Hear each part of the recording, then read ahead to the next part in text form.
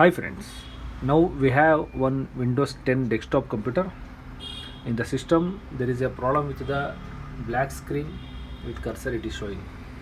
For this we have a solution. I will show you what has to be done. First thing, simply you need to press the Ctrl Alt Delete button. Ctrl Alt Delete. If you press Ctrl Alt Delete, it will open like this. Then select the task manager.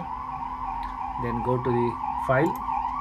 Then select run new task. Then type services.msc and check mark this. Create this task with administrative privileges. Then press OK. Then it will open like this. In this, one option is there called app readiness.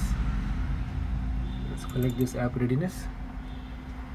Then select this startup type as disabled. Then press apply button. Then OK.